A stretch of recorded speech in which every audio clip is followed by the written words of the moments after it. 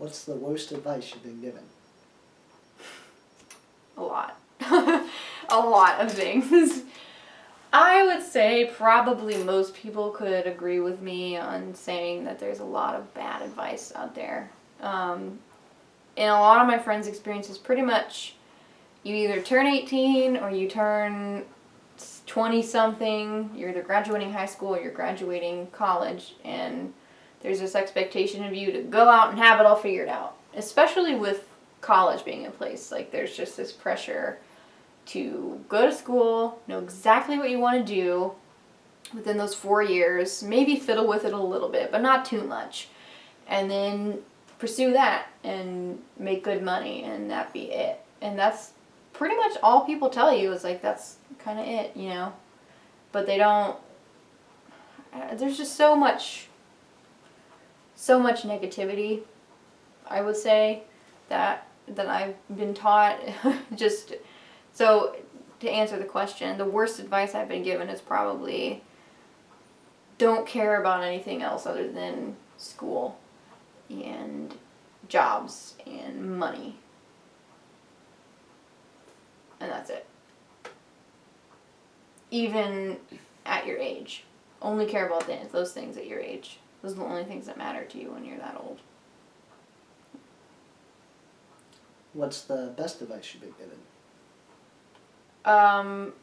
To not listen to that. I've gotten both ends of the spectrum. More on the negative side, but I've also been given advice to follow your heart and follow your dreams, and no one has it all figured out. Yes, it might get kind of confusing, a little tough sometimes, but you being yourself is what matters. So don't listen to that. Listen to what makes sense to you. What have you learned about friendship? That it's hard. I mean, it's hard, but it's also easy. I bumped into a buddy recently, and we were talking about how much it sucks. Just like especially once you leave college, because you have to really decide who your friends are, you know, and you don't trust everyone and you don't necessarily like everyone. I've seen memes where it's like, oh, I've turned into Squidward, but that's kind of how it feels. Like you get a lot pickier about your friends, and you realize some of the friendships you had weren't really friendships. They were just, you just hung out because you liked the same thing, or you went to the same, like, church for me, or like you went to the same kind of like group or event or whatever, but you weren't like friends in the sense of like I can trust you with like some deep stuff, or I can rely on you. And it's really tough wading through that and deciding who you can really trust, especially for me, because I would say I'm learning and working through some trust issues of my own that are there for certain reasons. But yeah, it gets kind of difficult, but it's also refreshing. Like, it's also just refreshing, because then you can just sit back and be like, man, there are people in my life I can trust. That's awesome. I mean, it sucks. I'm sorry if there's any of you out there that feel like there's not people in your life you can trust, but it is nice, because I guess sometimes I feel like I have to be friends with everyone. I have to be like best friends, or I have to be really close with everyone. I have to be, you know, not in everyone's business, but like available to help people with their business. And that's just too overwhelming. I am way too busy for that now, and I have my own stuff going on, so it's nice to just find those friends that like really are friends. So, yeah, and the friendships that last are the ones that you put the most effort into, and that you have a lot of mutuality and a lot of trust. Those are the ones that are important and you should focus on. So, yeah. What have you learned about romance?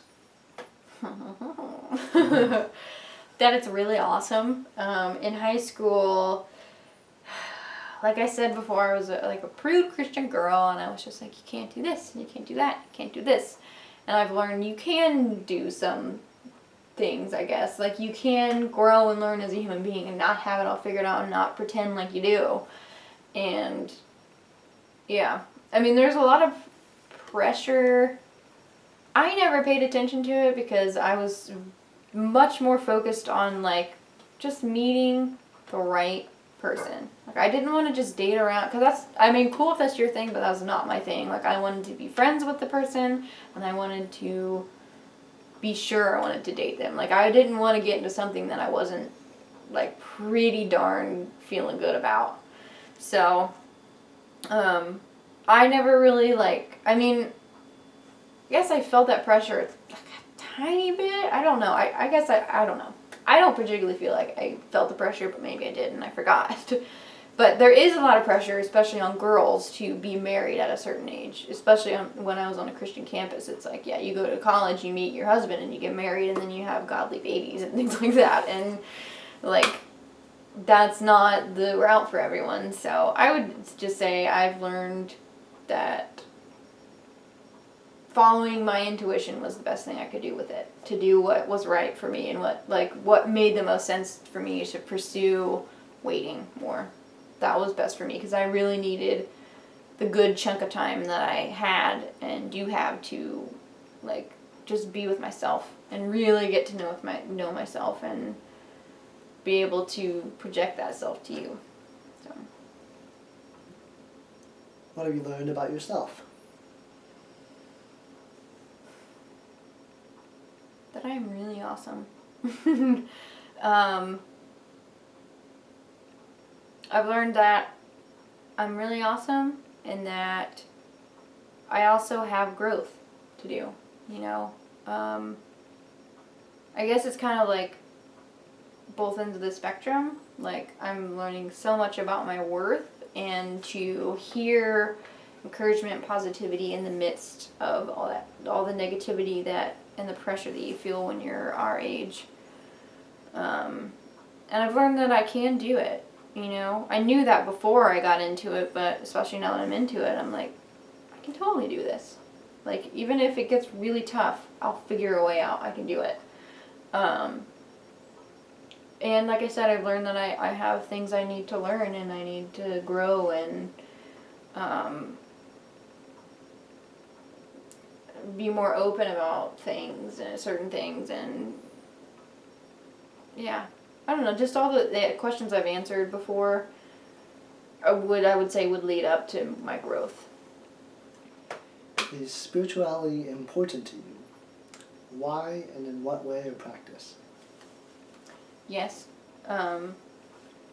Why is it important? It is important to me because, to me, spirituality is life. It's the underlying foundation of everything you're doing. It's like the soul of what you're doing. You know, like you have I guess to me it's like you have your soul, and then you have all your motives for why you do everything, and then you have all the passion and the dreams and all the emotions. And then you have all the actions and the experiences, and they all kind of come full circle, and your actions and experiences affect your emotions and et cetera, but your soul never changes. And it influences your feelings, it influences your actions. And when I step back from all this stuff and I just connect with my higher self and I connect with God, like, everything is okay. Like, I could be going through the worst crap ever, but I'm like, I'm okay. It's like you're up in the heavenlies, but you're like here, you know, like here, like in your heart, and you're in your chakra. And that's why it's important to me. Now, how I practice that, I just incorporate it in my daily life now. Like, it's just life to me. When I'm watching a movie, that's a spiritual experience. When I'm reading a book, when I'm kissing you, or when I'm listening to music in the car, like when I'm putting my clothes on, like whatever it is, it has the potential for like a spiritual moment where I'm like, oh, you know, I'm back to my center, I'm back to who I am, I'm back to that place of love and unconditionalness. So that's how I practice it. And sometimes I kind of take a minute to meditate. Like I'll put music, I'll find a YouTube video that's like meditation music and I'll listen to that for a little while and cry a little bit and just like hang out with myself and give myself compassion and let myself be sad or be angry or be happy, you know, whatever, just to let myself be. And that reminds me to be that all the time. So. Is there anything you wish you could change? Yes and no. I mean, of course I wish we had lots of money and could go do whatever we wanted whenever we want. But that notion comes from our hearts, I think. You know, I can do what I want whenever I want. But for me and you, like, we also have other things we want to do, so they all kind of come together. So, I don't know. If I had to change one thing, I would say I wish we could travel more. And that would be probably it. But not super really. I wish we could see our friends more. But I wish I wasn't so busy. There. That's my answer. Yeah. So this has been Adulting 101. We'll see you next week for episode 2. Deuce.